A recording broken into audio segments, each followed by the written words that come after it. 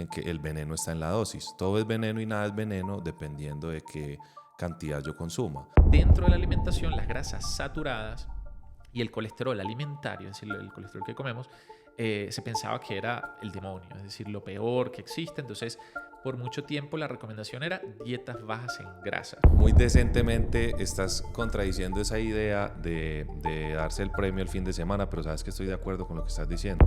Yo me di cuenta de la importancia que tiene la fibra cuando leí un estudio metaanálisis que decía que el principal factor relacionado con la incidencia de enfermedades crónicas a largo plazo. La palabra dieta, la gente cree que siempre se asocia a pérdida de peso y no necesariamente es así. O sea, Entonces, claro, mucha gente se quita los carbohidratos y a los 2 días pierde 2 kilos y dice, los carbohidratos engordan. No, es que te quitaste la reserva que tenías de glucógeno, claro, más 1,5 litros más o menos de agua que viene almacenado con ello. Entonces, claro, pierdes 2 kilos, pero no perdiste todavía grasa. Lo que se ve en los medios y en redes no da cuenta de las discusiones que ustedes tienen en congresos académicos. O sea, en realidad, en un gran porcentaje están de acuerdo en lo básico. Esto es Brainfulness Podcast. Cuando hicimos el episodio con la doctora Esperanza Montoya sobre actividad física y ejercicio, marginalmente tocamos el tema de la alimentación, pero al final yo le dije, yo quiero una persona que sea científica, que tenga experiencia, que haya hecho eventos académicos y que esté en una cruzada como nosotros sobre la desinformación. Y queremos a alguien específico en el tema de nutrición. Y ella, sin pensarlo 2 veces, nos dijo, les voy a contactar a Carlos Lezama. Entonces, qué bueno que estás aquí con nosotros hoy para debatir sobre todas las controversias en nutrición. Y yo quisiera que empezáramos de tu parte haciéndonos como un breve resumen de tu formación y de lo que haces. Yo soy venezolano, yo me gradué de nutrición y dietética en la Universidad Central de Venezuela. Hace 6 o 7 años que estoy aquí en Medellín y soy certificado en nutrición deportiva por la Sociedad Internacional de Nutrición Deportiva y pues básicamente me dedico a enseñar a la gente a comer y en específico a personas que son físicamente activas y si no lo son pues yo trato de que lo sean eventualmente. Básicamente me dedico a eso y la parte de educación de verdad creo que es la base del éxito de este trabajo. ¿De dónde proviene tanta controversia en cuanto a la alimentación? Me explico. Yo hace poco hablaba con un amigo con el que converso mucho acerca de estos temas y él me preguntó que si yo había visto un comercial en el cual una persona tenía varias cosas como en una mesa de alimentos y cuando iba a coger algo aparecía una noticia de que eso era malo, después iba a comer otra cosa y que no, que eso también era malo. O sea, como que hay información para todos los tipos de alimentos a favor y en contra. Entonces yo quisiera saber si en realidad la controversia sí es tal como se ve en las redes o como se ve en los medios o algunos artículos científicos, o en realidad no es tan controvertido el tema de la nutrición. Claro, eso es importante porque, como siempre les explico a mis pacientes, el mundo de las redes sociales es muy diferente al mundo real, ¿no? Y eso es lo primero que tenemos que tener en cuenta. Tal vez buscar información sobre un tema tan importante en las redes sociales no debe ser el enfoque ideal, ¿no? Hay muchas controversias en redes sociales. Si uno entra a redes sociales es exactamente así. O sea, como ese video que incluso yo reposté en algún momento donde sale la persona no puede comer ni vegetales, ni frutas, o sea, porque siempre para cada alimento hay un grupo de personas que lo sataniza. Incluso ni siquiera el agua se salva de esto. Y antes de que las proteínas fueran objeto también de críticas, yo decía, las proteínas en algún momento también, y ya se está viendo ahora personas decir que el exceso de proteínas, ¿no? Pero en el mundo real, es decir, en el mundo de la ciencia, en el mundo donde hay un método científico para llegar a la realidad de las cosas, no es tanta la controversia. Es decir, hay ciertos tópicos que de pronto por ser muy nuevos o poco estudiados, todavía hay interrogantes por esclarecer, pero no es tal la controversia. O sea, hay parámetros que seguramente vamos a ver ahorita que están bastante claros y hay ciertas cosas que no sabemos pero que estamos estudiando, ¿no? Pero es mucho menor la controversia en el mundo real que lo que se ve en redes sociales. O sea, lo que se ve en los medios y en redes no da cuenta de las discusiones que ustedes tienen en congresos académicos. O sea, en realidad en un gran porcentaje están de acuerdo en lo básico. Sí, sí. Y digamos que algunos nutricionistas tienen un enfoque y otros otro, pero que en lo esencial hay acuerdo. Exactamente. De eso es lo que yo quería hablar con vos hoy, porque yo lo que quiero es darle una herramienta a todos, incluso para mí, porque yo no soy experto en este tema y por eso te convocamos. Y entonces empecemos hablando sobre la controversia que hay sobre los tipos de dieta. Es como si hubiera una pelea, como si fueran una pelea, como cuando hay discusiones entre cuál es la religión que más se acerca a Dios. Entonces, no, es que yo hago keto, entonces esta es mejor que el ayuno intermitente, no, pero la dieta carnívora es mejor. Háblanos un poquito como de las más importantes, de qué se trata cada una y más o menos cómo navegan ustedes como nutricionistas, cuáles son las dietas más recomendables. Entonces, hoy en día existen varios, que yo llamo arquetipos de dietas, ¿ok? Básicamente, yo diría que hay dietas que promueven mayor consumo de un tipo de macronutriente y menor consumo de otro. Entonces, por ejemplo, a lo largo de la historia, ¿cuáles han sido las más importantes, ¿no? Y que de hecho hoy en día, tal vez algunas con otro nombre, se han vuelto otra vez famosas. Y yo diría que la dieta keto es una de ellas. Básicamente te dice come 80% de grasa dentro de tu alimentación. Es lo que se calificaría como una dieta muy baja en carbohidratos, es decir, 50 gramos de carbohidratos como máximo. Y el restante en proteínas. Es decir, es una dieta relativamente baja en proteínas en comparación a otras dietas. Dentro de la keto hay diferentes versiones, una más alta en proteínas, pero siempre en relación a la dieta keto, no a otras dietas. Es una dieta que en definición es baja en proteínas. Luego está la carnívora, que digo yo que es como la hermana de la keto, que se ha vuelto muy famosa ahorita. Y básicamente te dice, come carnes, huevos, pescado, vísceras, etcétera, y limita, casi que elimina el consumo de vegetales, fruta. Entonces estas dos son dietas que se llaman very low carb, o sea, bajísimas en carbohidratos. Luego tienes dietas que son, digamos, el opuesto en el mismo espectro, que sería la dieta vegana, ¿okay? O vegetariana. O sea, la vegana es que no comes ningún alimento obviamente de origen animal, y la vegetariana incluye, dependiendo de la modalidad, algunos alimentos, algunos yogures, lácteos, huevos, pescado, pero son variantes de la dieta vegetariana. En el medio hay otros arquetipos como por ejemplo la dieta paleo, que no te elimina un alimento, excepto el azúcar, que es un alimento específico, pero comes algo de carbohidratos, algo de grasas buenas, suficiente proteína, etcétera. Pero aquí la premisa es no comas nada procesado, es decir, nada que venga después de la agricultura, ¿no? Básicamente. Y luego está la dieta mediterránea. Sorprendentemente, como vamos a ver ahorita, es de las que dentro de esos arquetipos se acerca más a lo que sería la dieta ideal, si es que existe tal cosa, que te dice come suficiente proteína, magra, ácidos grasos esenciales, frutas vegetales, limita la cantidad de alcohol, etc. Entonces, dentro de esos arquetipos, uno puede de pronto encontrar mayores coincidencias con los que debería uno consumir en relación a parámetros generales. O sea, no existe una dieta ideal, pero hay ciertos parámetros por los que todos nos podemos regir. Y eso puede significar distintas formas de llegar a ese mismo método. Es decir, no existe una sola dieta, pero de pronto la persona puede escoger entre alguna de esas herramientas para lograr su objetivo. Siempre en nutrición decimos que las dietas o los alimentos en general es como una caja de herramientas. Entonces, dependiendo de lo que tú necesites, va a haber una herramienta más conveniente que otra. Entonces, si yo tengo que clavar un clavo, bueno, voy a ir de pronto al martillo, no voy a ir al serrucho. Pero si tengo que cortar una tabla, sí me sirve el serrucho en el martillo. Entonces, no todo el mundo tiene el mismo objetivo, el mismo contexto.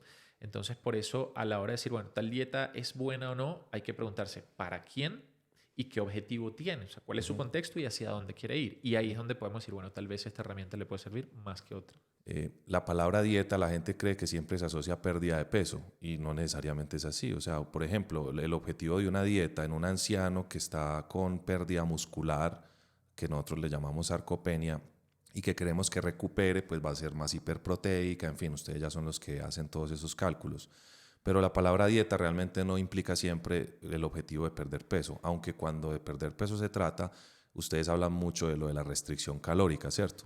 Entonces yo veo mucho, también muy popular ahora lo del ayuno intermitente o de la dieta OMAD, que es One Meal a Day, y hablarnos un poquito de eso, sobre cuando la dieta tiene como objetivo la reducción de peso, ¿qué piensan los nutricionistas que han estudiado el tema sobre el ayuno intermitente? ¿Eso es algo que tiene más desventajas que ventajas o más ventajas que desventajas? ¿Cómo funciona?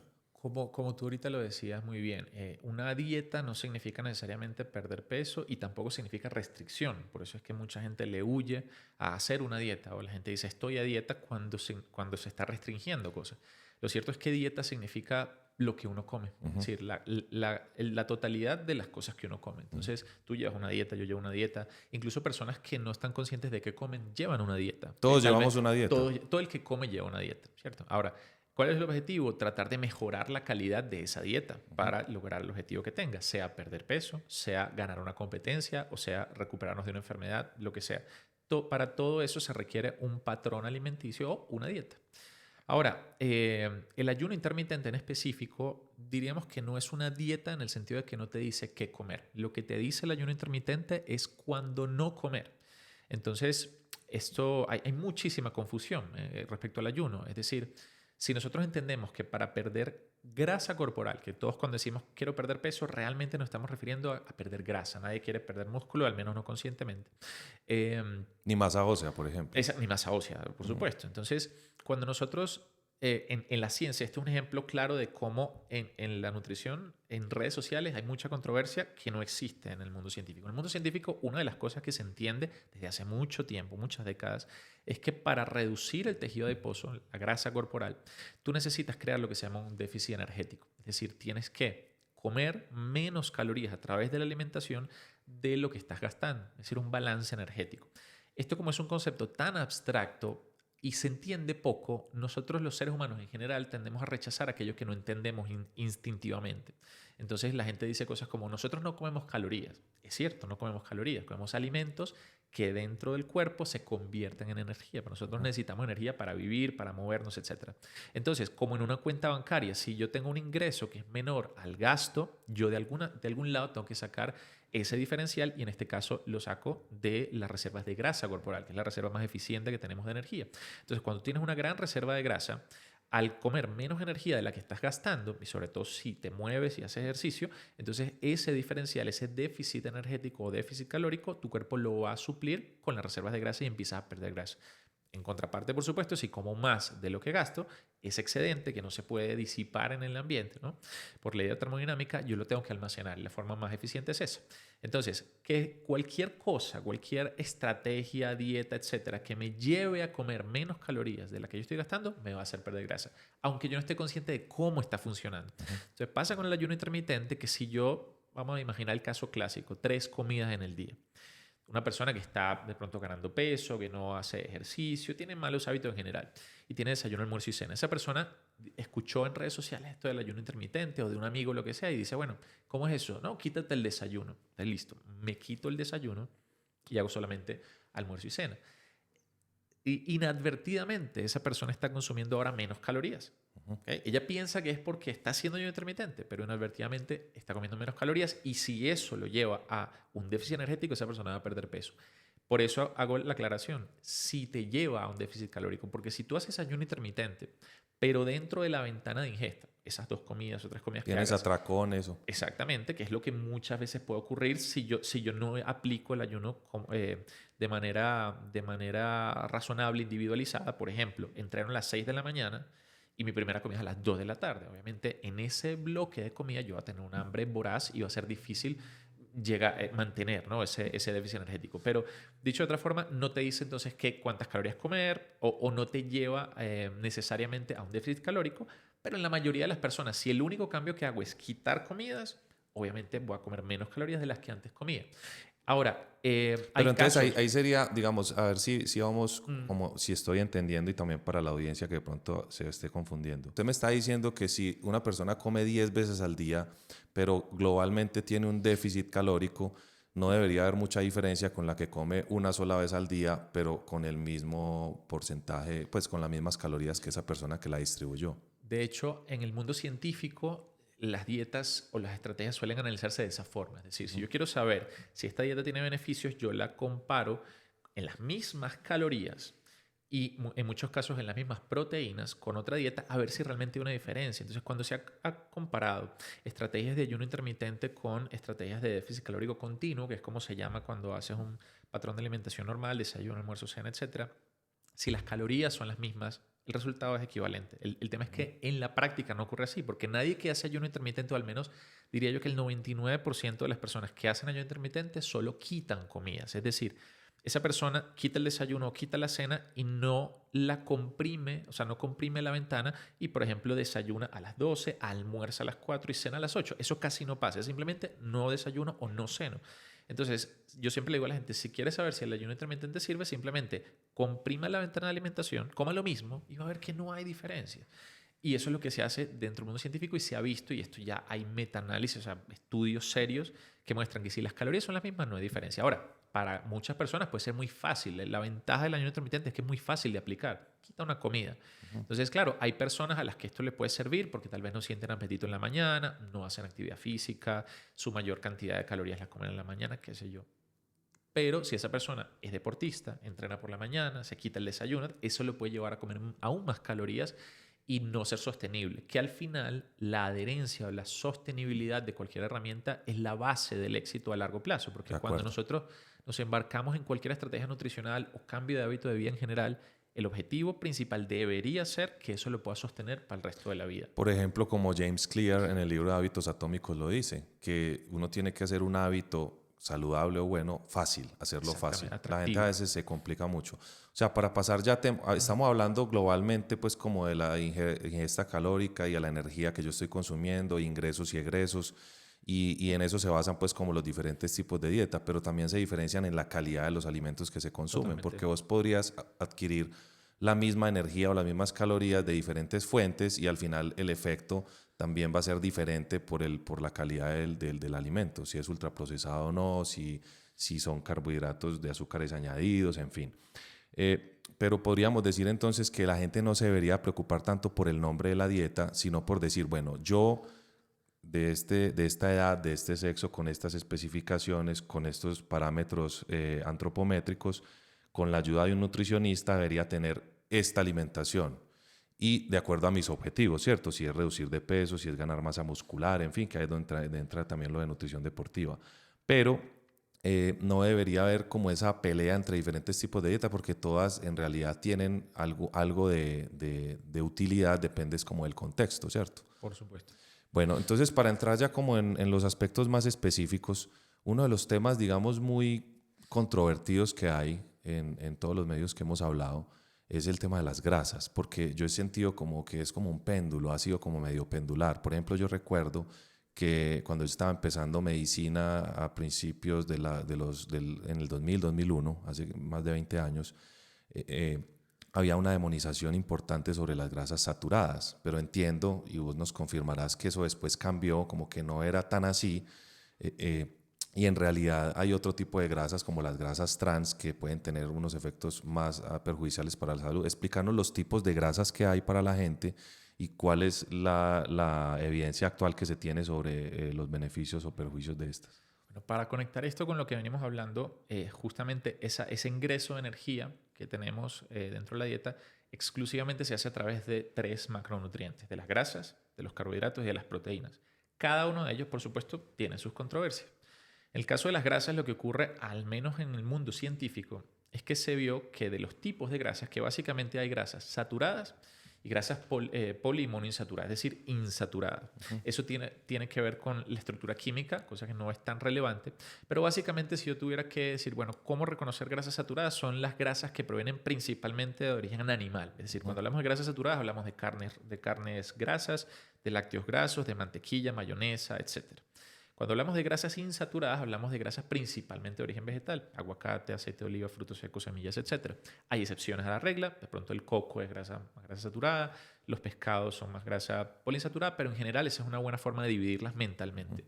Ahora, por mucho tiempo se pensaba, más que el tema de las grasas saturadas, el colesterol, que es básicamente la molécula que en este caso, digamos, preocupa, ¿no? Cuando uno tiene el colesterol alto en sangre, ¿no?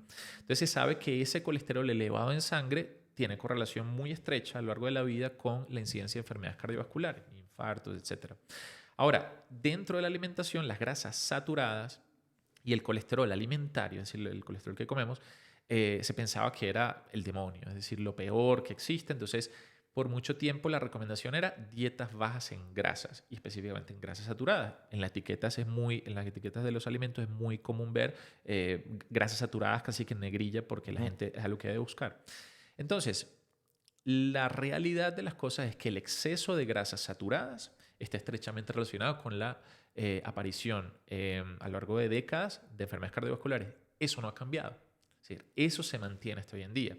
Lo que antes se pensaba era que el colesterol que uno consumía estaba estrechamente relacionado con el colesterol que uno producía. Y ahí es donde vino después la aclaratoria. Es decir, y la gente, por ejemplo, le tenía miedo a los huevos. Entonces, no puedes comer huevo porque el colesterol de los huevos va a hacer que produzcas más colesterol. Porque la yema del huevo es muy rica en colesterol. La yema del huevo es rica en colesterol y rica en las grasas. De hecho, las grasas del huevo están en la yema. O sea, la gente le quitaba las yemas a los huevos, etc.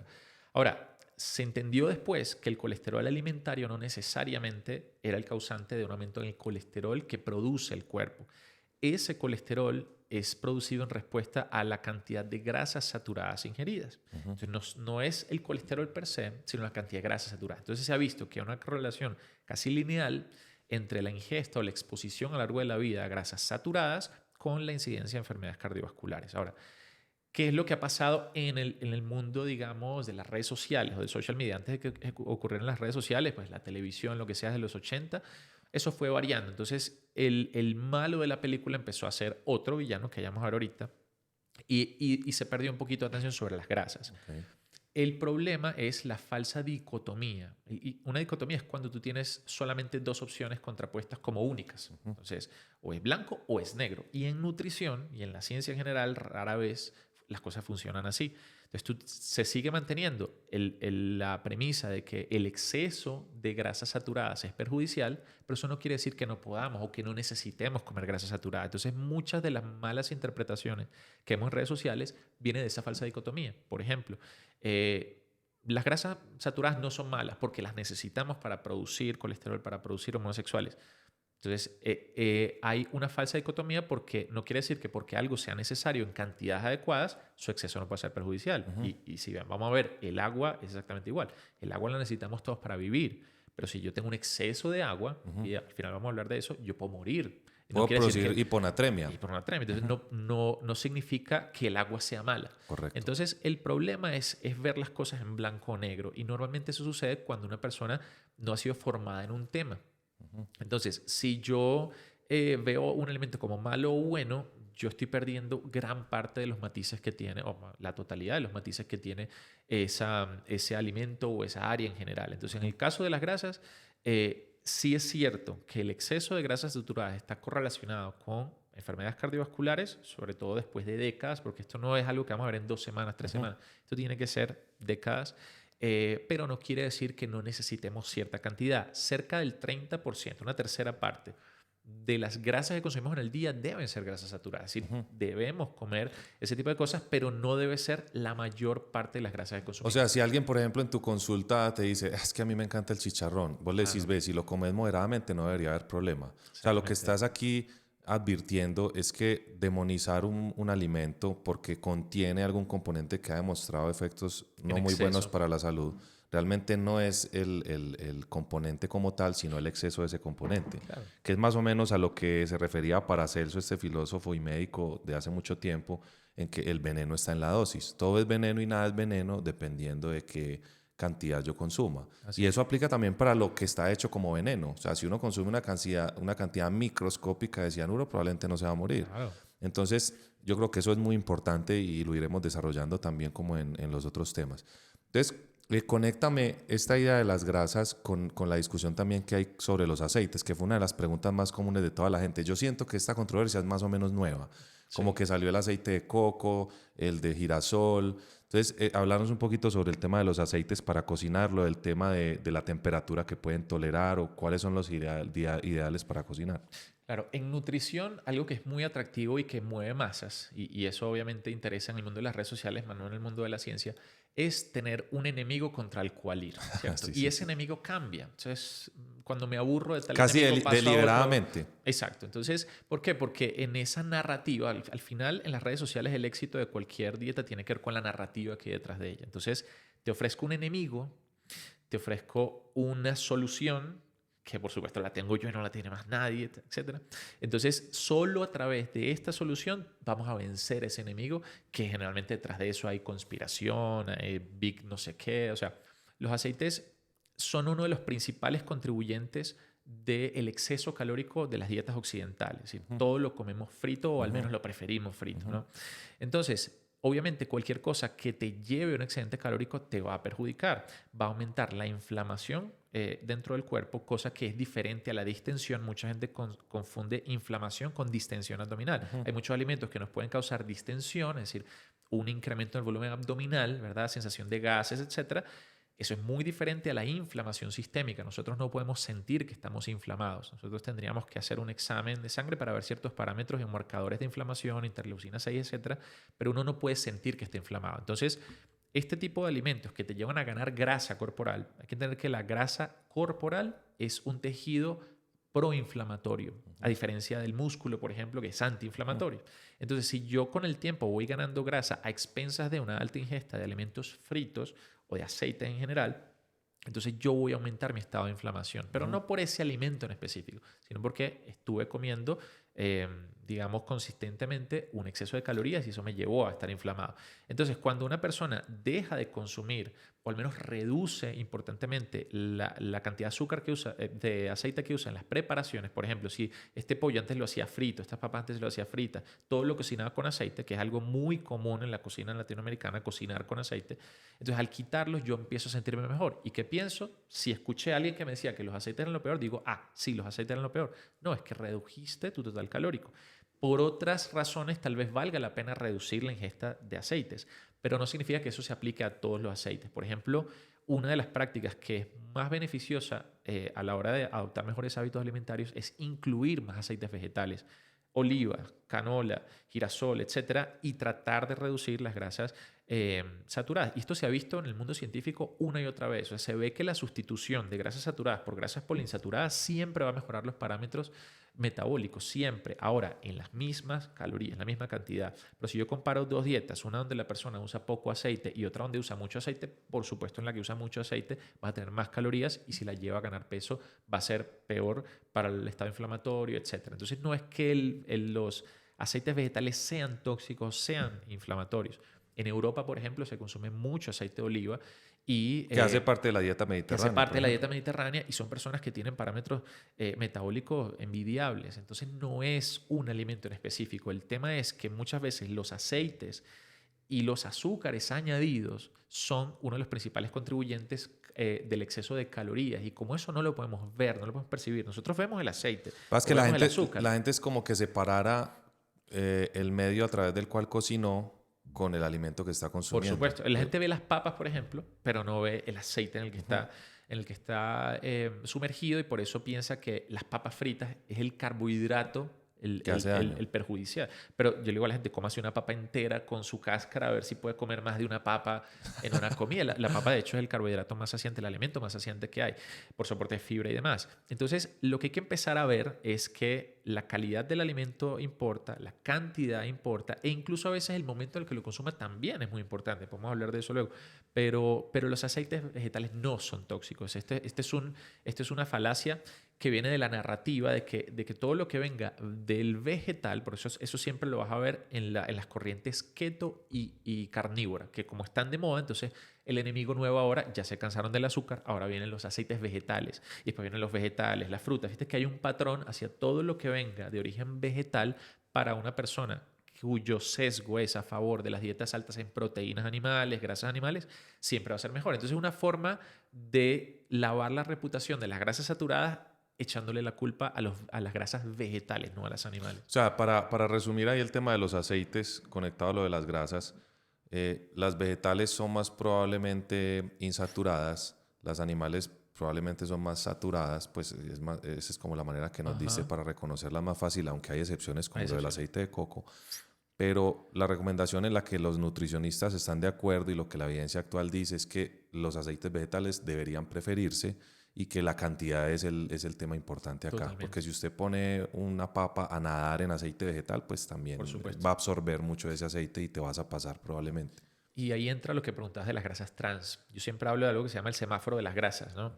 Y es básicamente una herramienta para educar a la gente a cuáles hay que comer frecuentemente, cuáles hay que comer con moderación y cuáles deberíamos evitar, ¿no? Entonces, en la luz verde, que es lo que debemos comer a diario, es semillas, frutos secos, aceites, aguacate, que son grasas insaturadas, algunas poli, algunas más Aceites vegetales. monoinsaturadas, aceites vegetales y la inclusión de pescados azules. De hecho, Ok. el omega 3, que es un tipo de grasa esencial, viene principalmente de pescados azules. Entonces, la inclusión de trucha, tilapia, salmón, etc. O si no, pues está la suplementación, que también es muy útil. Entonces, ese debería ser el grueso de las grasas de nuestro día, ¿no? No significa que haya que cocinar todo con aceite de oliva, por ejemplo, sino usarlo preferiblemente para aderezar y en una cantidad pequeña y tratar de luego, que vendría la siguiente, la luz amarilla, de limitar las grasas saturadas, moderarlas. Es decir, si como 2, 3 huevitos en la mañana, ahí tengo unos 10 o 15 gramos de grasas saturadas que pueden ser en la mayoría de los casos suficiente. Ahora, si una persona tiene un requerimiento calórico mayor, pues puede consumir hasta 6 huevos al día. Entonces, ahí ya depende también la cantidad, lo que te decía.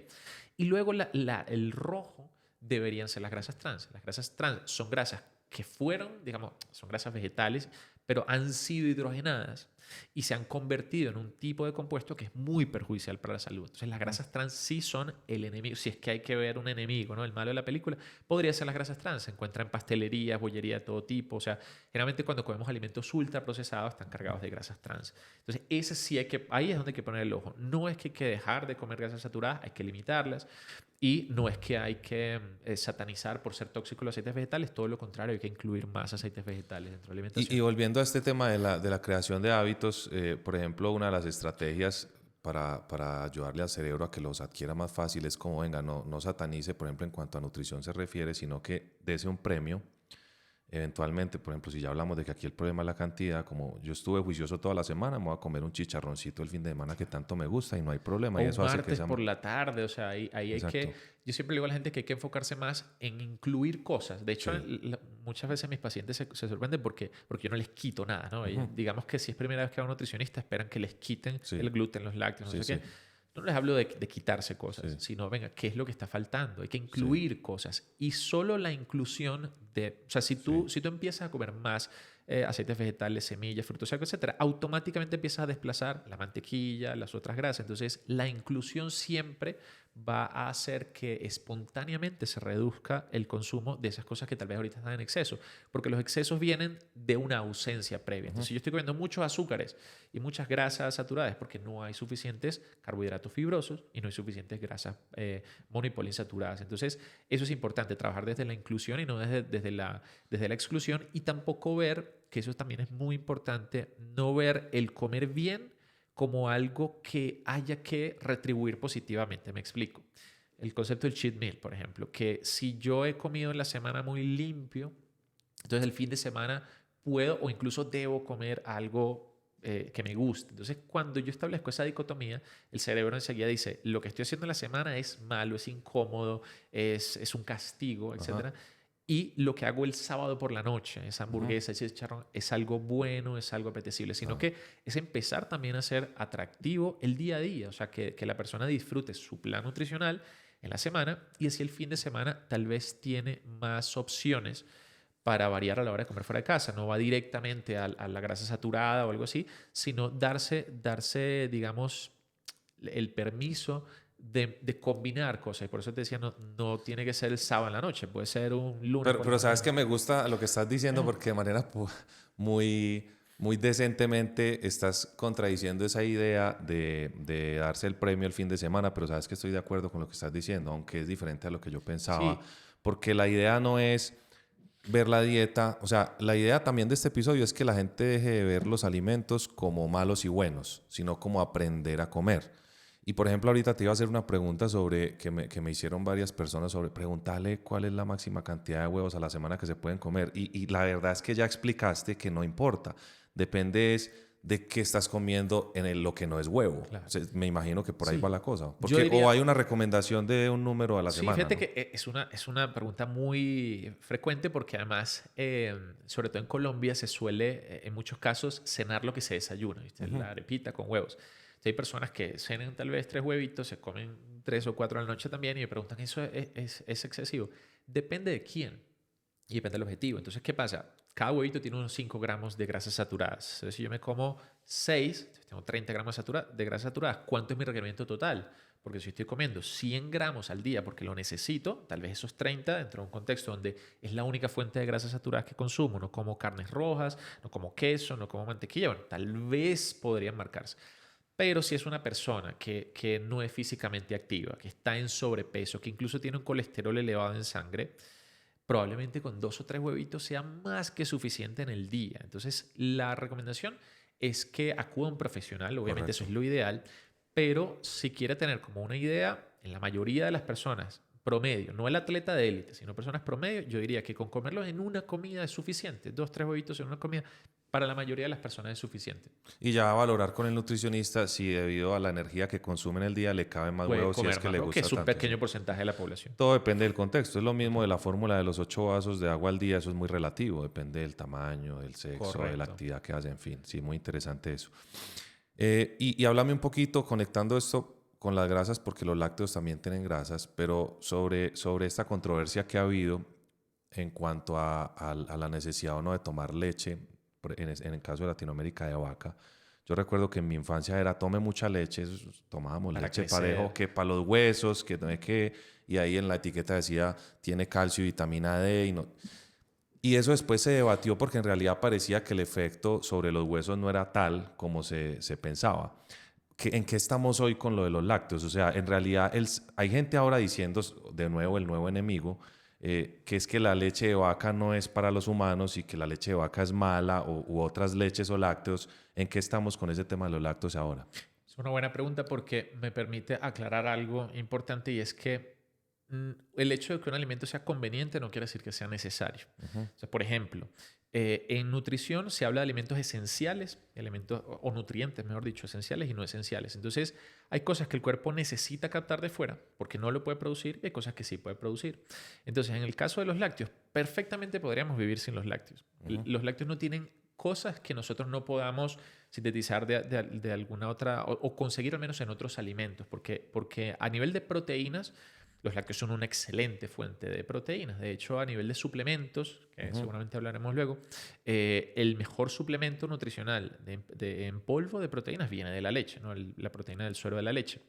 Pero también tiene algo de carbohidratos y tiene cantidades variables de grasa. La leche es un alimento muy completo, tiene los 3 macronutrientes, por eso a nivel nutricional se categoriza como un grupo aparte, los lácteos. Entonces, sí es cierto que nosotros no necesitamos los lácteos, es verdad, pero muchas veces los mitos vienen de verdades a medias. El hecho de que no los necesitemos no quiere decir que sea malo. Entonces, hay personas que son alérgicas a ciertas fracciones de la proteína de la leche. O sea, hay personas que son alérgicas a la caseína, que es una de las proteínas de la leche. Esa persona no debe consumir. Ya para esa persona sí es perjudicial porque es alérgico. Puede haber personas que son intolerantes a la lactosa. Ahí me incluyo. Las personas que somos intolerantes a la lactosa, cosa que es relativamente normal después de los 25 años, al consumir la lactosa, que es el azúcar principal de la leche, nosotros vamos perdiendo la capacidad para digerirla, vamos perdiendo la enzima a nivel intestinal que se encarga de digerirla, entonces puede producir gases, puede producir incomodidad. Entonces ya esa persona no debe consumir leche o incluso, se han visto estudios que se puede tolerar, incluso un intolerante a la lactosa, hasta 12 gramos de lactosa en un día. Y la leche pues, no pasa de 12 gramos de carbohidratos. Entonces podría marcarse de pronto un vaso de leche si la intolerancia no es muy alta, etc. Entonces, en las personas que son alérgicas o intolerantes, no es conveniente incluir los lácteos, por supuesto. Entonces, esa persona que dice, no, es que yo me quité los lácteos y siento que estoy menos inflamado, porque entonces ya se empieza a mezclar los conceptos. Está menos distendida porque ya no tiene digamos, ese objeto de la intolerancia. Pero no quiere decir que en general los lácteos sean malos o sean inflamatorios. De hecho, a nivel de inflamación, que como te decía es diferente de la distensión, se ha visto que la inclusión de alimentos de origen lácteo bajos en grasa te pueden mejorar parámetros de inflamación en muchas personas, que por supuesto no sean ni intolerantes ni alérgicos.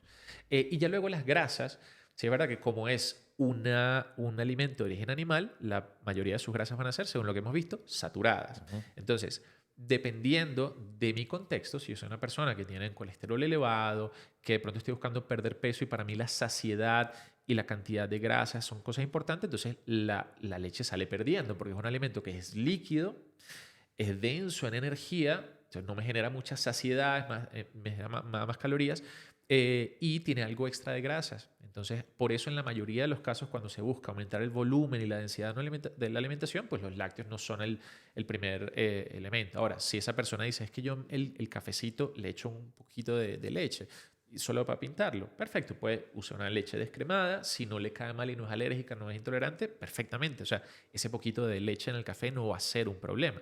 Entonces, en la mayoría de las personas que no son intolerantes o alérgicas, la leche es algo opcional. Te la puede comer, o sea, la puede tomar como no la puede tomar, y eso aplica también como extensión a los yogures, aunque los yogures tienen otras características que lo hacen ventajoso, de pronto a nivel intestinal, como prebiótico, pero los lácteos no son malos, o sea, son perjudiciales para personas que tienen alguna intolerancia o una alergia, pero no para el resto de las personas. O sea, volvemos a lo de personalizar la dieta, ¿cierto? De Total. acuerdo a las características individuales. Pero entonces aquí te pregunto, ¿usted ve con buenos ojos o ve justificado o interesante que alguien diga, no, ya yo sé que no son malas, pero yo voy a, para no tener esas grasas saturadas que vienen de la leche y para no pasarme de los ingresos que quiero, la voy a cambiar por leche de almendras, por leche de soya, por leche lactosada? ¿Eso en realidad es más porque se parece físicamente o yo obtengo los beneficios de la leche sin los perjuicios de la leche por hacer ese cambio? Claro. Es que yo veo mucho esa moda ahora también. Sí, sí, y es tal cual lo que tú dices. O sea, la sustitución es a nivel de características organolépticas, es decir, de sabor, de textura, porque no son leche. O sea, la leche, por definición, es el producto de las O glándulas sea, no se mamarias. debería llamar leche de No, almendras. por exacto. De hecho, técnicamente se llama bebida vegetal, sea de almendras, de avena, de coco, etc. Entonces, yo al hacer la sustitución de la leche de vaca por alguna bebida vegetal, yo probablemente estoy reduciendo la densidad energética, es decir, va a tener menos calorías. Si soy intolerante a la lactosa, entonces no tiene lactosa porque es vegetal, entonces perfecto. Ahora, ¿qué pasa? Es más baja en proteínas, obviamente, tiene otras características y por eso no es un sustituto nutricionalmente hablando. Yo no puedo sustituir las proteínas o el calcio por este tipo de Aunque con bebidas lo que vegetales. dijiste ahora sí sería cierto que estaría cambiando grasas saturadas por insaturadas, por Ajá, ejemplo. esa es otra de las ventajas. Entonces, a la hora, por ejemplo, de que una persona sea intolerante a la lactosa, pero quiere consumir el café con leche, entonces se puede sustituir por alguna bebida vegetal, bebida de almendras, ya hay muchas opciones, pero entonces sales ganando en el perfil de grasas cuando no es leche de coco, que como te decía es la única excepción de grasas vegetales que tiene algo de grasas saturadas y se volvió muy popular con el auge de las dietas altas en grasas. Entonces, junto con el aceite de coco, las harinas de almendras, el ghee para cocinar. Entonces, claro, es un exceso de grasas que no necesariamente está favoreciendo, sí está favoreciendo la narrativa de más grasas, pero no el objetivo, la herramienta que estamos buscando, que es reducir la densidad calórica de un plan nutricional. Perfecto, no, supremamente interesante esa parte. Como para no quitarle tiempo a las otras controversias, quisiera que pasemos a hablar sobre un tema súper también de moda, que ahorita lo mencionaste al principio, y son lo de las carnes rojas. ¿Qué nos puedes decir acerca de esa controversia? Porque, por ejemplo, yo me puse a revisar evidencia y hay un artículo en Lancet en el 2019 que hablaba de, no, hay una relación entre estas carnes rojas, seguramente tiene que ver con la cantidad y el cáncer de colon y recto y también algunas enfermedades cardíacas, pero conectando lo de las carnes rojas con las grasas que contienen y también una fuente importante de proteínas, háblanos como que, en qué estamos hoy con esto. Claro, ahí es sencillo. Para ir al grano, las carnes procesadas son las que están relacionadas con la incidencia de cáncer colorectal. Es decir, carnes, embutidos, carnes procesadas en general. Ahora, a nivel de estudios epidemiológicos, cuando se ve una asociación entre el consumo de carnes rojas con incidencia de enfermedades cardiovasculares, es porque también recordemos que las carnes rojas suelen ser una fuente importante de grasas saturadas que están relacionadas con las enfermedades cardiovasculares y también algo que es por asociación, es decir, las dietas que generalmente son altas en grasas saturadas suelen ser bajas en fibra.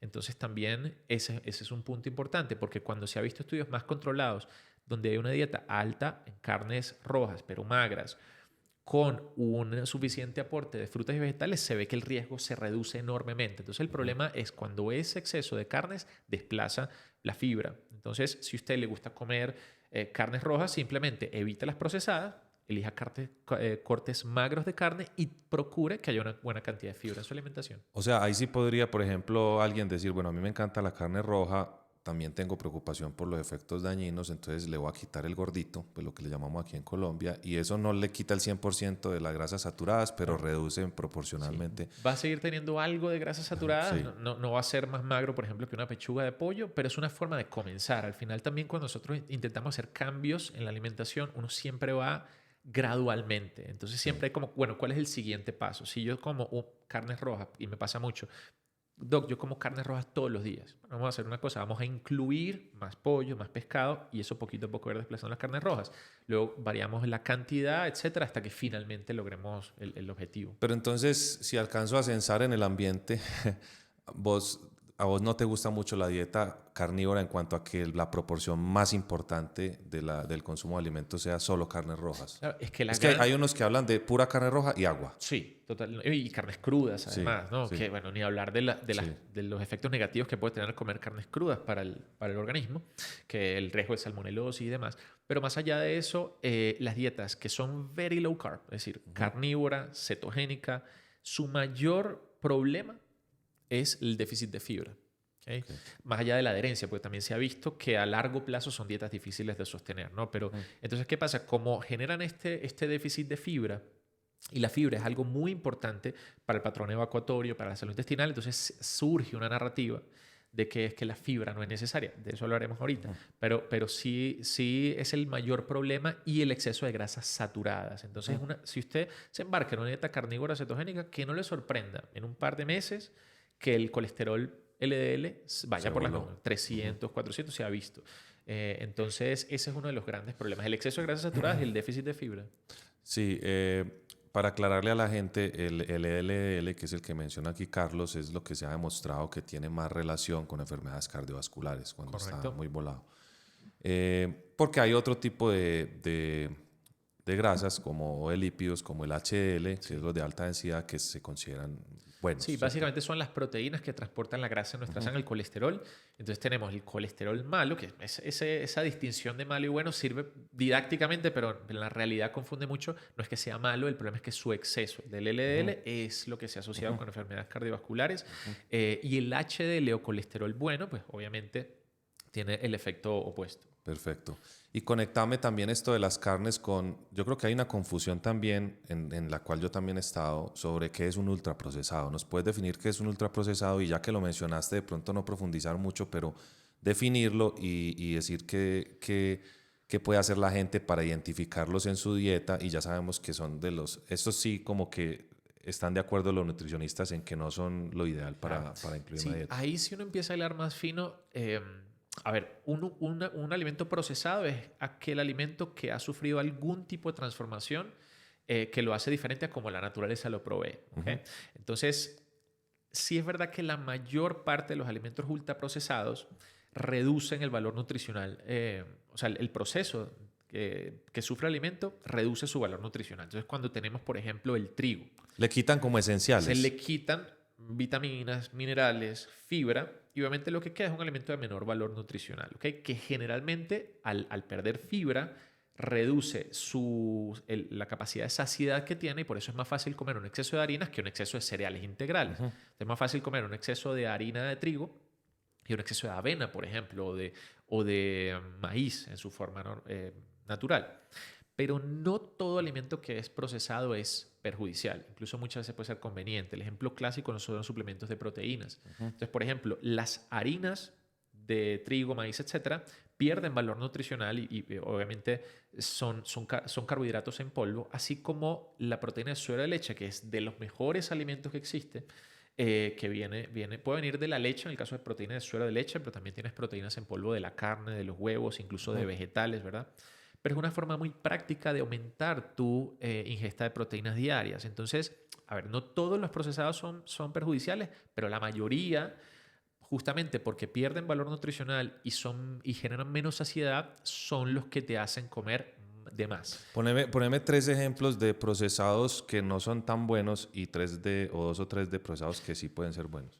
Sencillo, todas las harinas son alimentos procesados. Los alimentos fritos O sea, unas papas fritas es un alimento ultraprocesado. Los helados, generalmente lo que las personas llaman dulces, ¿okay? Que se asocian mucho con carbohidratos, pero son básicamente mezclas de carbohidratos y grasas, ¿no? Porque nadie se come el azúcar a cucharadas, sino que es una mezcla ahí. Esos alimentos ultraprocesados obviamente pueden llevarte a una mayor ingesta calórica. Ahora, las proteínas en polvo, los yogures son alimentos procesados, pero no necesariamente son perjudiciales. Perfecto, perfecto. Muy interesante esa parte porque yo cuando hablo con personas sobre ultraprocesados siempre se les viene a la mente salchicha, como Ajá, un embutido. los embutidos son Y alimentos ultraprocesados. en realidad, por ejemplo, cereales muy azucarados en la mañana, eso es un procesado. Que son procesados ¿cierto? también. Que a los que le quitaron fibras y cosas y dejaron Los solamente el jugos azúcar azucarados, esto de jugo naranja en base de cartón, añadido. procesado también. Exacto. Perfecto, no, muy interesante también esa parte. Entonces, ya la gente tiene como herramientas en todo lo que hemos hablado de todas estas controversias para al menos tener información y no dejarse como engañar tan fácilmente, ¿cierto? Y que su sesgo de confirmación sea bueno y no malo. Y conectando también porque hablaste de que los procesados buenos, como las proteínas que vienen en polvo, que serían los suplementos, u otros suplementos como el magnesio o como vitaminas. ¿Cómo manejan ustedes esto? En realidad, ahorita que hablabas de que cosas convenientes pueden no ser necesarias, ¿estas traerían esa categoría?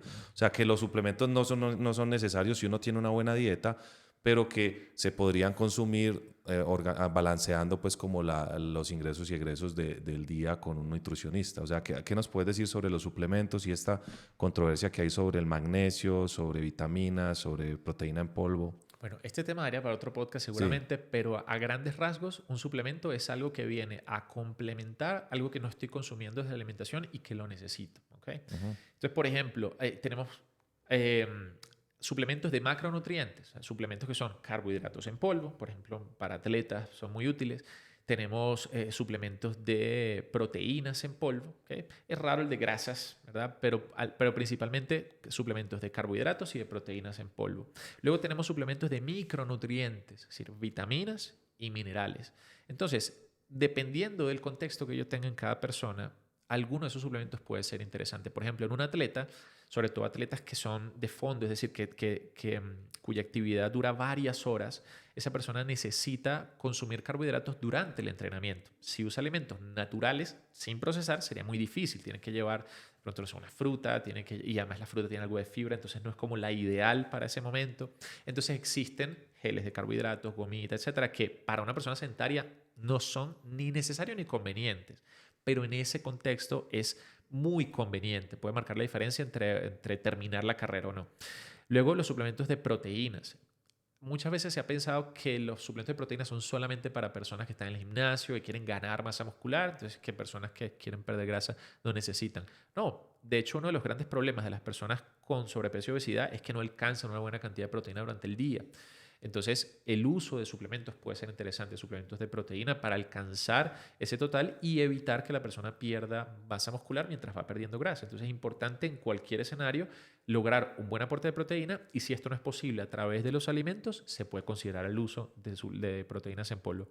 Ahora, los micronutrientes, vitaminas y minerales, depende de si hay un riesgo de déficit, es decir, si esa persona no está consumiendo algún alimento o grupo de alimentos del cual es fuente ese mineral o esa vitamina, y valga la pena suplementarlo. O si existe ya una deficiencia y hay que corregirlo. Y el enfoque es diferente. Si yo veo, por ejemplo, caso más común, una persona que no consume suficientes alimentos naturales, es decir, no consume frutas, no consume vegetales, cereales integrales, legumbres, sino que come harinas, grasas, la alimentación básica, o común, mejor dicho. Esa persona, en un principio, mientras se va cambiando hábitos, yo siempre suelo recomendar un multivitamínico. Lo primero que hay que complementar ese aporte de micronutrientes porque puede haber un riesgo de deficiencia, ¿ok? Entonces, o si esa persona, por ejemplo, lleva un patrón alimentario específico que puede comprometer el aporte de ciertos nutrientes. Por ejemplo, una persona vegana. Esa persona no consume ciertos alimentos, entonces se puede considerar la suplementación, por ejemplo, con B12, o sea, hay varios nutrientes que son interesantes.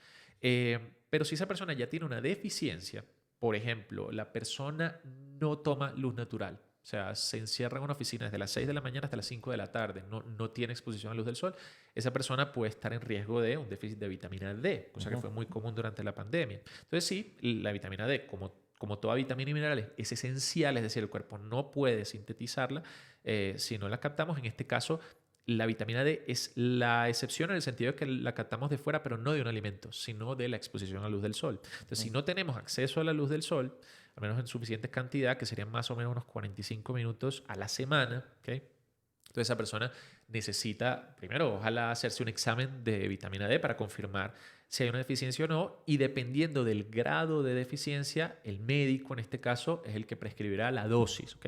Pero no puede ser una suplementación deportivamente, como que, bueno, escuché que la vitamina D era buena, me voy a comprar un suplemento de 5.000 unidades internacionales. No. Entonces cada protocolo tiene ciertas directrices. Entonces, si la persona probablemente, como la mayoría de las personas en Latinoamérica, tiene buena exposición a la luz del sol, esa persona no necesita probablemente un suplemento de vitamina D. Habría que ver el contexto.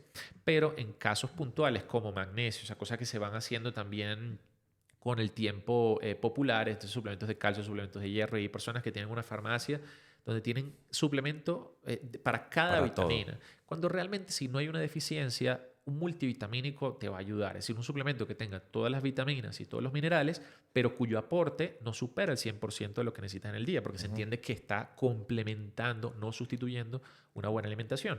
Y llega un punto en el que la persona puede cubrir perfectamente, y cosa que no es difícil, con una alimentación variada, rica en alimentos naturales, no es difícil cubrir la gama de micronutrientes. Entonces, antes de pensar en suplementar, hay que preguntarse, ¿estoy comiendo suficiente de esto que quiero suplementar? Es decir, antes de decir, voy a comprarme el suplemento de magnesio.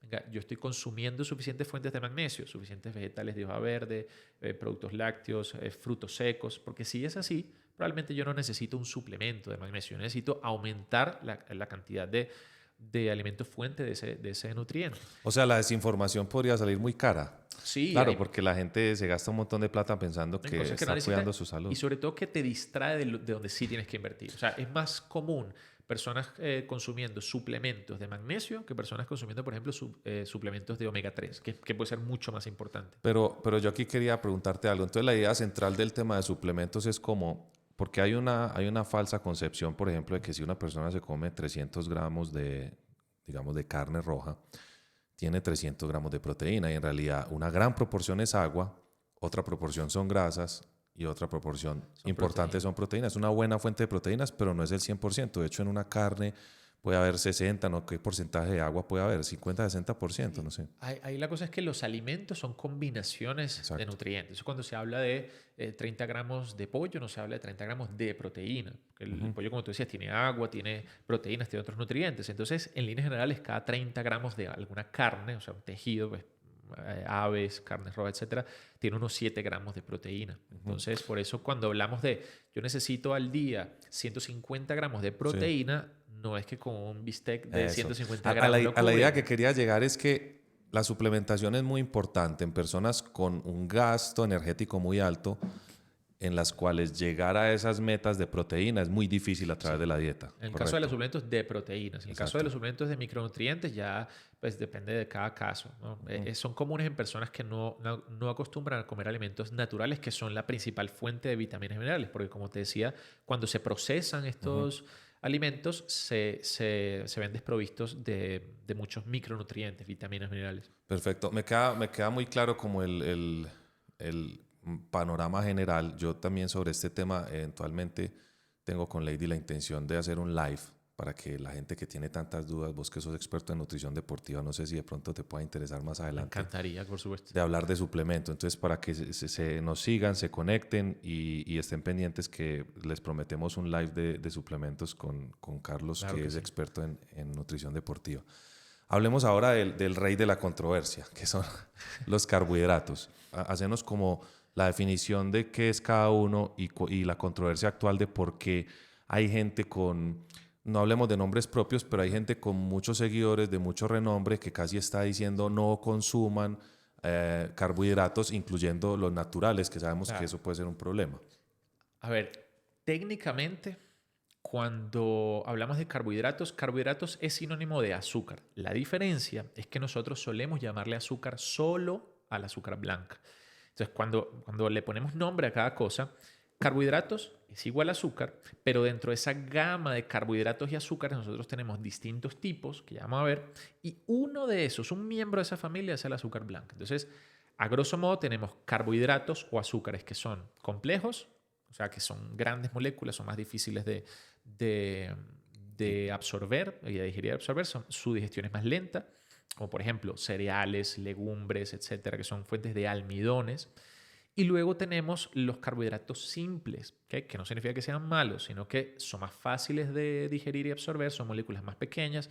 La lactosa, que lo nombrábamos, es un carbohidrato simple, la fructosa de las frutas es un carbohidrato simple y la sacarosa, que es el azúcar blanca, es un carbohidrato simple. ¿Okay? Entonces ellos, a priori, ninguno es malo, ninguno es bueno, ¿okay? Son diferentes herramientas dentro de esa caja, ¿verdad?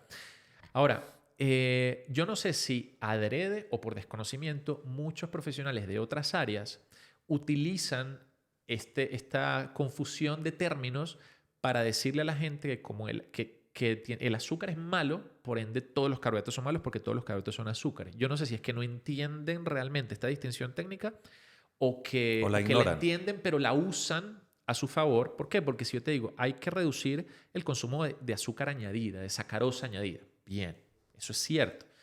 Pero no significa que entonces, como hay que reducir el consumo de azúcar añadida, entonces todos los carbohidratos, como son azúcares, ves que te juego con los términos, entonces el arroz tiene azúcar, la pasta tiene azúcar, porque cuando tú no le explicas a la gente que azúcar es cualquier carbohidrato y tú le dices a la gente que la leche tiene azúcar, que el arroz tiene azúcar, que la papa es azúcar, la gente piensa dentro de la papa hay azúcar blanca. O sea, literal la gente piensa eso. Entonces, no, son diferentes tipos de azúcares y a lo que nosotros llamamos azúcar es solo uno de esos nutrientes que ha sido procesado para añadir a muchos alimentos, que añade palatabilidad, es decir, sabor, los vuelve dulces. Y eso, si tú lo combinas con grasas, es algo delicioso. O sea, la Nutella, por ejemplo, que es azúcar y grasa. Tortas, donas, etcétera. Todo eso son combinaciones de azúcares y grasas. Eso ya, y lo podemos tocar en alguna otra oportunidad, tiene una razón de ser, porque hay predilección hacia alimentos grasosos, dulces, cuando tenemos una dieta baja en energía, pero es un mecanismo evolutivo.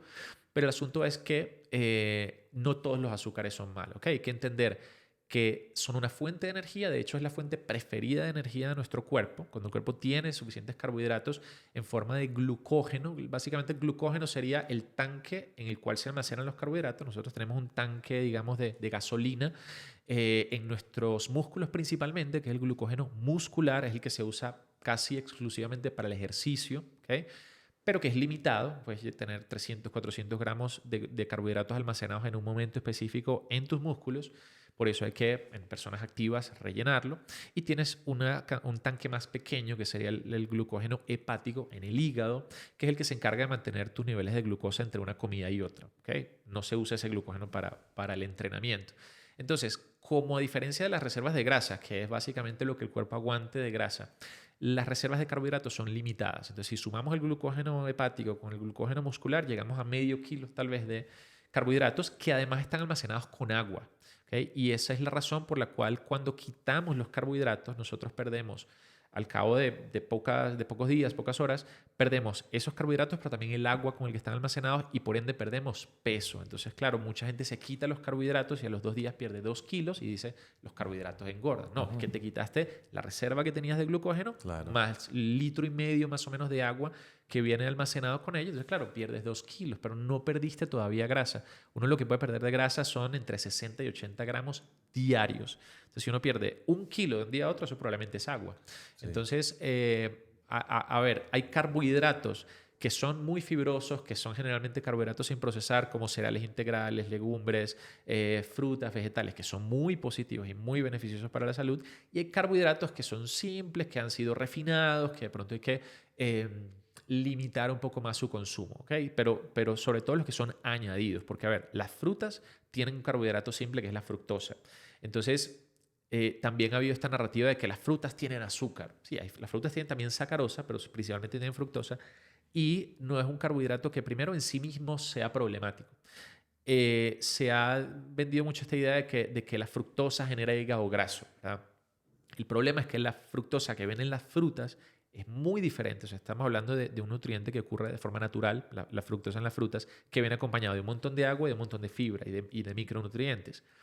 Existe algo que se llama jarabe de maíz alto en fructosa, que es un tipo de, digamos, de endulzante de muchas bebidas ultraprocesadas, bebidas azucaradas, que aumenta su palatabilidad y la cantidad de fructosa en esas bebidas obviamente es mucho mayor. Entonces no es lo mismo la fructosa que una bebida azucarada que la fructosa que puede haber en una manzana. Es totalmente distinto. Pero eso que estás diciendo es muy interesante, que hay que diferenciar entre los carbohidratos y que también, como no se trata solamente de el qué, sino de la cantidad. Por ejemplo, alguien también podría decir, no, como la fruta es tan buena y somos de extremos los seres humanos, entonces me voy a tomar un jugo de 12 naranjas y obviamente ahí va a haber un aporte de fructosa que, siendo un carbohidrato entre comillas bueno por definición, pues también puedes... Claro. O es ilimitado lo que la gente puede comer en frutas. Eso es importante porque, primero, las frutas siempre se recomienda enteras, ¿cierto? Para tener el efecto de saciedad, porque la masticación genera saciedad. Entonces, cualquier cosa sólida te va a generar más saciedad. La otra cosa es que tienes la fibra, tienes el volumen, etc.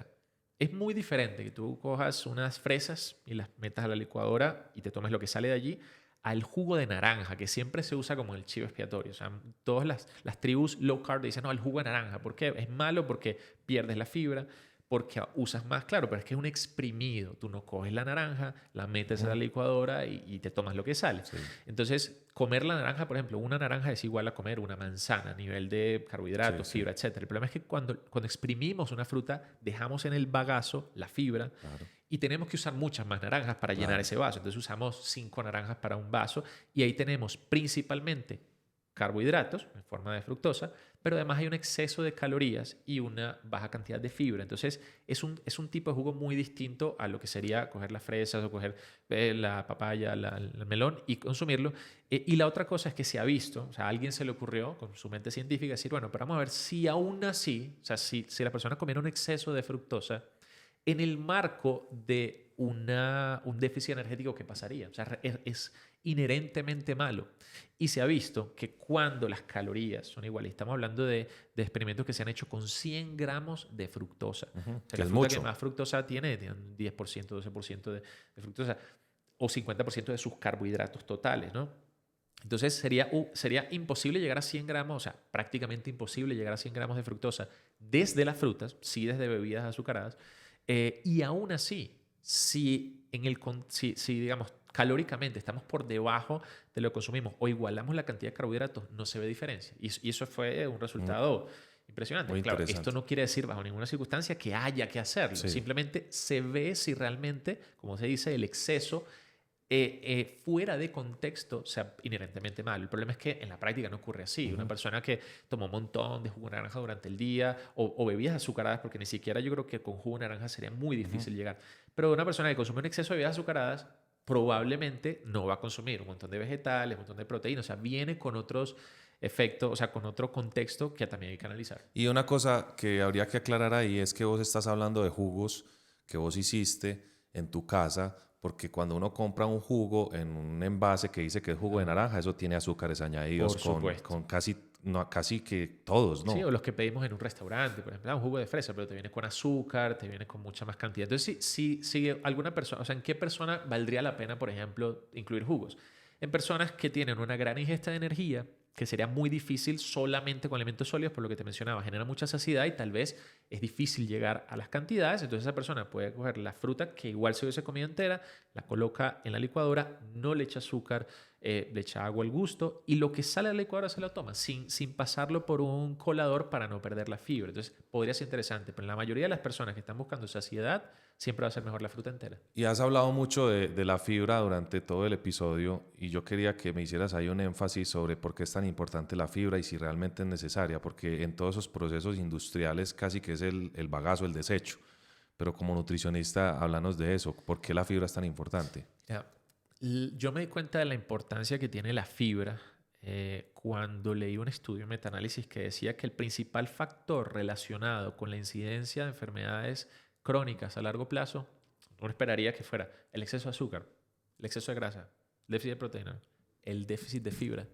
Entonces, cuando las personas consumen una alta cantidad de alimentos ultraprocesados, por añadidura tienen una baja cantidad de fibra. Y eso, o sea, llámese dieta alta en azúcares, alta en grasa, pero es el déficit de fibra el gran problema.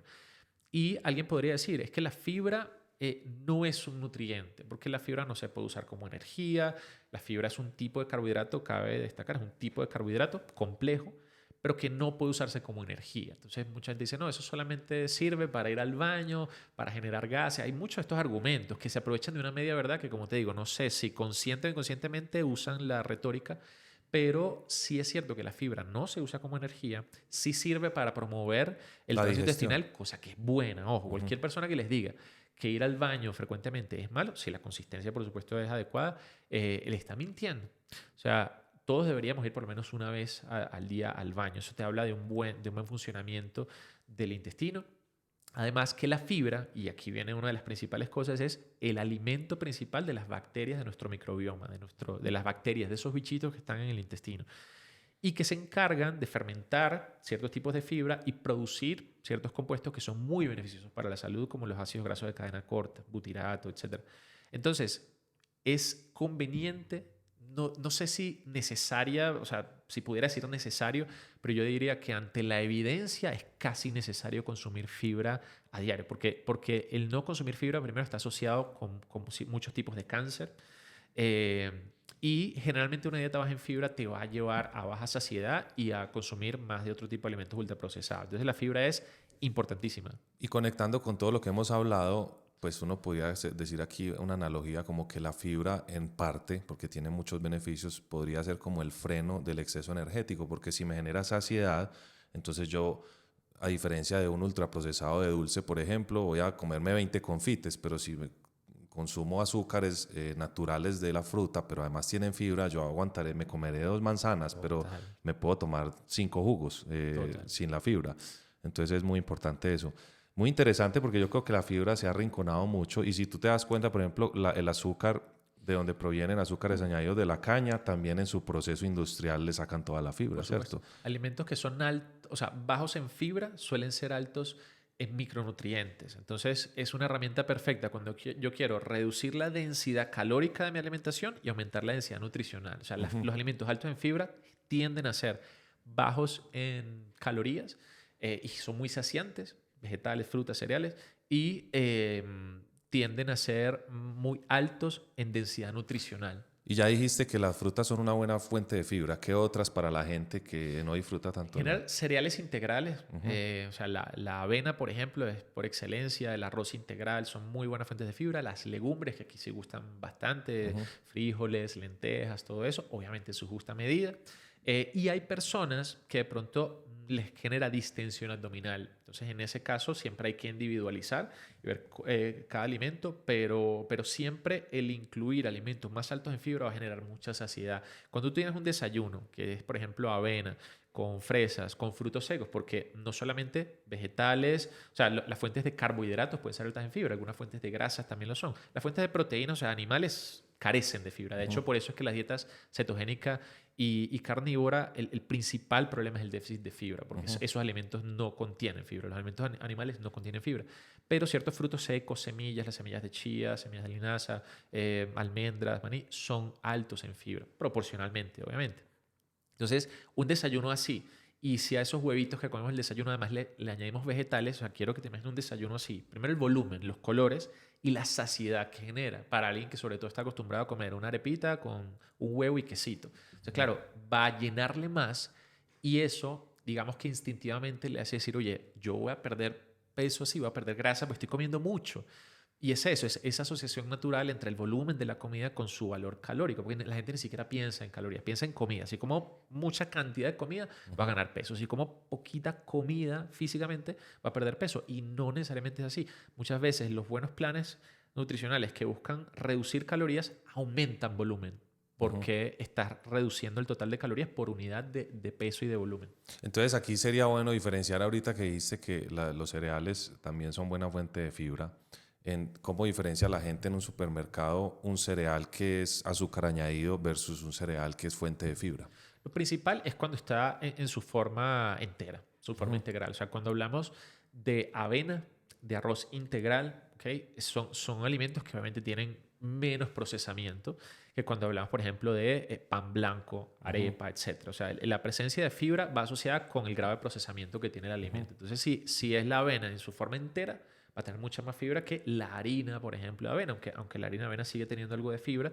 A ver, el pan blanco también tiene algo de fibra, pero siempre va a tener más cuando ha sido menos procesado. Entonces, evitar las harinas blancas, por así decirlo, refinadas, y preferir la versión integral, entera de ese alimento. Y que quede claro que, por ejemplo, estas hojuelas azucaradas que a veces se usan en el desayuno no son una fuente rica en fibra, Por ¿cierto? supuesto. Son azúcares añadidos. Ahí es donde viene el segundo paso, que podría ser ver la etiqueta.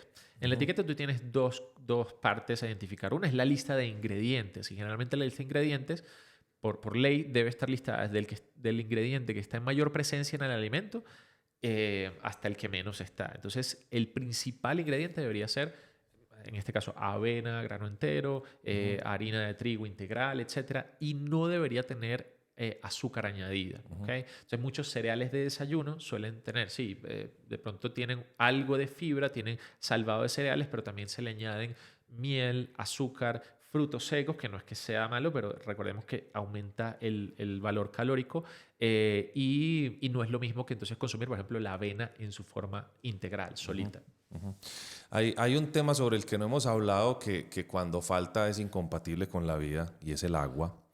Y ya hemos en otros episodios nosotros tocado el tema desde donde nosotros creemos que podemos aportar, pero aprovechando que estás acá y que eres experta en nutrición deportiva y conferencista sobre el tema, hay una pregunta que me parece muy importante, y es, ¿en realidad el agua sola hidrata lo suficiente, o yo siempre le tendría que agregar electrolitos o comprar agua que tenga electrolitos? Sí, se ha puesto de moda ahora colocarle sal al agua o utilizar electrolitos, polvos de electrolitos. Y lo cierto es que el agua es un nutriente esencial, pues es una sustancia esencial, por llamarlo de alguna forma. Sí, de hecho, nosotros podemos pasar varios días sin comer, pero no podemos pasar muchos días sin beber agua, ¿no? El 73% de nuestro cuerpo y principalmente nuestra masa muscular, nuestras células, es agua, entonces lo necesitamos. Ahora, hay un mito, porque esto sí es una media verdad, y es que el agua sola no hidrata. A ver, la hidratación depende de la cantidad de líquidos y de la cantidad de electrolitos, principalmente sodio, potasio. El balance hidroelectrolítico dentro de nuestro cuerpo depende de ese balance fino, ¿no? de líquidos y de electrolitos. Pero el agua que nosotros consumimos puede ayudarnos a cubrir por sí sola la cantidad de líquido en general que necesitamos. A grandes rasgos, entre 2 y 3 litros para la mayoría de las personas. Hay atletas que pueden necesitar más, personas sedentarias y de bajo peso que pueden necesitar un poquito menos de 2 litros, pero en general entre 2 y 3 litros, y la mayoría de las personas que estén escuchando toma eso, va a estar muy cerca de sus requerimientos.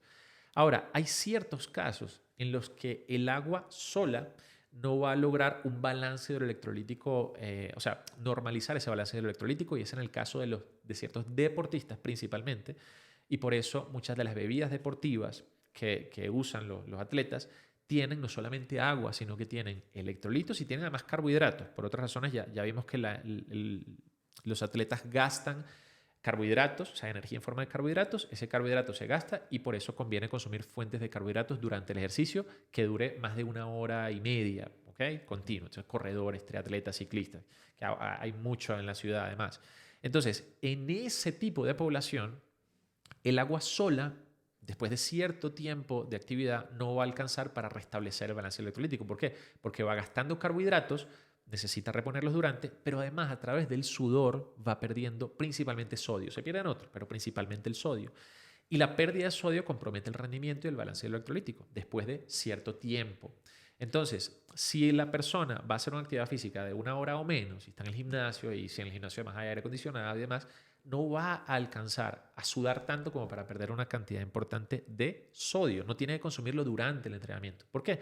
Porque el sodio se puede encontrar en los alimentos. Incluso si yo los huevitos de la mañana le preparo y le coloco un poquito de sal, el pollo del mediodía le preparo sal, yo tengo sodio durante el día. Y es muy fácil llegar a una buena cantidad de sodio si yo utilizo salero, etc. Ahora, como todo, lo dijimos al principio y lo venimos hablando, la dosis es importante. Si yo me excedo en sodio, también es perjudicial, ¿okay? Y sobre todo si la persona es hipertensa. Entonces ahí yo necesito evitar alimentos procesados ricos en sodio. El problema del sodio está en el mecatico salado que uno normalmente consume. Entonces ahí es donde viene el problema, o alimentos ultraprocesados fuera de casa. Pero si yo añado algo de sal, simplemente para algo de gusto, a un aguacatito, a los huevos, yo tengo suficiente sodio, ¿ok? Y en un atleta a veces es difícil alcanzar esa cantidad de sodio. 2.400 miligramos en el día no es fácil si yo no utilizo sal añadida. Entonces, durante los entrenamientos que superen los 60-90 minutos, sobre todo si el clima es, o sea, si hay mucha humedad o mucho calor, o sea, mucha temperatura, que eso aumenta la sudoración, se va perdiendo más sodio y más líquidos también. Entonces esa persona, ese atleta, ese ciclista que va a correr 4 horas bajo el sol, entonces sí necesitaría, además del agua, llevarse algo de sodio, sea sal o sea una cápsula de sal o sea suplementos que tienen carbohidratos y sodio, como geles de carbohidratos que tienen algo de sal. Entonces para esa persona es algo a considerar. El resto de la población que entrenamos menos de hora y media, eso no es una prioridad, el consumir electrolitos. Y mucho menos, como lo he visto, en una persona sedentaria. Hay personas sedentarias que están añadiéndole sal al agua pensando que no, el agua solo no hidrata. No, venga, tú estás comiendo sal en el resto de las comidas. No necesitas añadírsela al agua que estás consumiendo. Entonces, es un ejemplo de una herramienta que puede ser muy útil en un contexto específico, deportivo, además de fondo, que una persona que levanta pesa no necesariamente va a verse beneficiada por eso, pero un fondista sí. Entonces es trasladar una recomendación para un público muy específico a toda una población general que más bien puede llegar a perjudicarla. Si tú le dices a una persona con obesidad, hipertensión, que le añada sal al agua, no le estás haciendo un favor. Le puedes empeorar su calidad o sea, su salud y su calidad de vida. Entonces hay que tener mucho cuidado. Y ya de eso de pronto vamos al final, pero hay que mirar de dónde se está viendo la información y a quién va dirigida, porque eso es una recomendación para cierto tipo de deportistas. Sí, y hay una cosa muy importante ahí que hay que mencionar, pero podríamos profundizar en el live sobre nutrición deportiva, hidratación y suplementos, que muchos líquidos que se venden como hidratantes también tienen contenido una alta cantidad de carbohidratos y azúcares añadidos. Correcto. Y hay que tener cuidado con eso para el balance del porque día, está diseñado para un atleta. De hecho, las bebidas deportivas son prácticamente el demonio para las tribus low carb, o sea, las personas que promueven dietas como la cetogenia, como la dieta carnívora, porque de nuevo, no sé si es que no entienden que las bebidas deportivas, y el nombre debería dar luces de para a quién va dirigido, son para atletas que necesitan durante un entrenamiento largo consumir carbohidratos. Pero si yo voy a acompañar mi desayuno, una persona sedentaria, mi desayuno, mi arepa con unos huevos, con una bebida deportiva no tiene sentido. Pero tampoco tiene sentido que un atleta, que esa es la contracara de la confusión. Hay atletas que le temen a los carbohidratos, que entonces le temen a las bebidas deportivas, están intentando seguir recomendaciones que son para una población más general. Por ejemplo, la fibra. Un atleta que tenga un requerimiento de 300 o 400 gramos de carbohidratos al día, si intenta no usar nada procesado, es decir, solamente avena, solamente frutas, vegetales, arroz integral, no va a alcanzar. El estómago no le da, el apetito tampoco, o sea, la saciedad va a ser muy alta, va a tener síntomas gastrointestinales porque tiene un exceso de fibra. Entonces, en esa persona, las pastas, los jugos, incluso muchas veces alimentos más procesados, pan blanco, o sea, van a ser beneficiosos. Miel, mantequilla de maní, el caso de las grasas, o mermeladas para el caso de los carbohidratos son muy convenientes, pero porque es su contexto. Tremendamente interesante eso, porque volvemos a la frase del principio: nada es malo y todo es malo dependiendo de la cantidad o la dosis. Para cerrar, que ha sido espectacular pues esta discusión con vos, y de hecho yo he aclarado muchas dudas que también tenía, y espero que esto les sirva a todos los que nos están viendo o escuchando. Yo quería que nos dieras, yo alguna vez mirando como cosas que has publicado y que quería como tener contexto sobre tu trabajo, vi algo en el que mencionabas que para filtrar la avalancha de opiniones controvertidas hay que tener en cuenta, digamos, de dónde viene la información, ¿cierto? O sea, que sea un profesional sobre el tema que está hablando. Por ejemplo, uno no le preguntaría a un músico sobre qué debo comer y no le preguntaría a un nutricionista sobre cómo componer una canción. La otra es que haya respaldo científico, o sea, que la gente verifique, ¿cierto? No creas, verifica. Cuando veas algo en redes, sé que a mucha gente le da pereza, pero es tu salud, es la gasolina que le estás metiendo a tu cuerpo, es probablemente las cosas más importantes que puedes hacer por ti. Entonces ir a investigar a las fuentes científicas o confirmar eso con tu nutricionista o con una persona que esté certificada, y que eso que te están diciendo y que tú investigaste y parece haberse confirmado que tenga sentido con lo que tú ves en la realidad. ¿Qué mensaje adicional? Este mensaje simplemente estoy reproduciendo tu análisis, que me pareció espectacular y no lo quería dejar pasar, pero ¿qué idea final o qué consejo final le darías a todos los que nos vieron o nos escucharon hasta acá y que parece que si llegaron hasta acá es porque les importa el tema, para ir cerrando? Sí, bueno, gracias a los que llegaron hasta acá. Igual en las redes sociales pues siempre tratamos de tener algo de extra de información, de aportar, pero es tal cual como tú lo resumías ahorita. O sea, hay ciertos pasos que yo les doy a mis pacientes, pues a las personas con las que comparto información, y es que hay demasiada información en redes sociales. O sea, estamos en una era donde no hay una falta de información, hay un exceso de información, y lo complicado es filtrar. Entonces, justamente, como decías, es no tragar entero. O sea, no todo lo que se dice en redes sociales parece una cosa de sentido común, pero la verdad, en las redes sociales lo que busca muchas personas es la atención, no educar. ¿Por qué? Porque educar muchas veces tiene que ver con la mesura, con la duda. Es impopular, O sea, claro, a veces. o sea, el dudar. O sea, si tú ves a un verdadero profesional, va a tener dudas con respecto a ciertas cosas y va a tratar de evitar, o sea, hacer todo lo posible, al menos es como yo veo cómo se define un buen profesional, es tratar de que todo lo que diga tenga obviamente valor, pero además busca no mentir, busca la verdad. O sea, no busca tener razón, busca llegar a la verdad. Por eso un verdadero profesional ante nueva evidencia va a cambiar su opinión.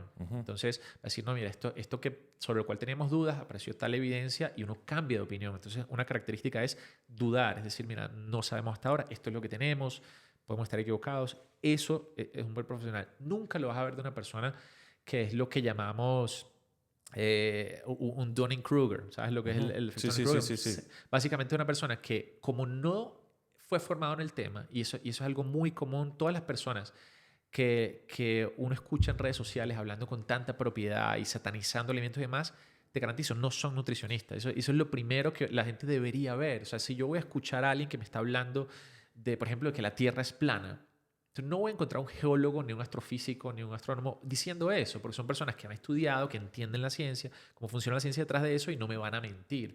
Pero cualquier persona que de pronto haya visto un video o que simplemente tiene una forma de alimentarse que le gusta y que le ha dado resultados, no por las razones que cree, y quiere transmitirlo y quiere llamar la atención, una muy buena forma de hacerlo es ir en contra de lo que está entendido como beneficioso. Entonces, por ejemplo, decir cosas que era impensable, pero decir el agua no hidrata, mira hasta dónde llega una idea Y lo que peligroso. en sentido común, claro, y en sentido común es como, ¿cómo el agua no va a hidratar? ¿Okay? Sí, de ahí viene la palabra hidratar, ¿no? Entonces, lo que yo le diría a la gente es, les va a ir mejor dudando de todo lo que escuchan en redes sociales, incluso lo que estamos diciendo acá. Sí, claro. Dúdenlo. Confirmen todo. Y uno, cuando va al mundo real y lo consulta con un profesional, va a la evidencia, a los consensos científicos, va a encontrar que no hay tal controversia, que digamos que está esa ilusión de guerra, de batalla sobre ciertos temas. Entonces, no, que si tal cosa es malo. Bueno, en las redes sociales da esa impresión. ¿Por qué? Porque la totalidad, al menos yo no he visto un caso de un profesional en nutrición que caiga en estas cosas, pero siempre son o profesionales de otras áreas, ¿okay? que piensan que pronto porque dominan cierta área, dominan todas. Entonces, la nutrición es un área de la salud en la cual el profesional en nutrición y dietética es el profesional capacitado para elaborar un plan. O sea, no toda persona que es un médico va a saber de nutrición. De hecho, los médicos reciben muy poquita formación en nutrición. Eso es cierto. Así como sería muy malo, muy poco profesional que un nutricionista esté hablando, por ejemplo, sobre farmacología. Eso es algo que da el médico. Entonces, la característica de un profesional es saber hasta dónde llega su campo de conocimiento. Y hacer algo como interdisciplinario, es decir, no... Eso es lo ideal. Sí, que mi salud, digamos, los fármacos que consumo sean formulados. Vos ahorita mencionabas que la suplementación de mi vitamina D la define la dosis del médico, Claro. pero la dieta la cuadra y todas las proporciones es el nutricionista. Y no debe haber una pelea de quién tiene la razón, sino que el foco sea el paciente. Ahorita que mencionaste lo de los terraplanistas, también una característica común de la pseudociencia es la contradicción. Total. Y voy a cerrar con esta frase que vi hace poco que de un grupo en Facebook de terraplanistas que decían, somos el grupo de terraplanistas y tenemos seguidores alrededor del globo terráqueo. Sí. Es tal cual. Bueno, muchas gracias por habernos acompañado hasta acá. Sabemos que este episodio puede haber sido más largo de lo que han sido los otros, pero en realidad es tan importante este tema que yo creo que es un regalo que ustedes se han dado haber llegado hasta acá, y si tienen gente a la que quieran impactar significativamente, compártale esta información. De nuevo, verifiquen todo lo que dijimos, miren que tiene sentido, y los esperamos en los próximos episodios. Dejamos acá en la caja de comentarios las redes sociales de Carlos Lezama, que es un excelente profesional, y todas nuestras otras redes sociales. Muchas gracias. Chao. Esto es Brainfulness Podcast.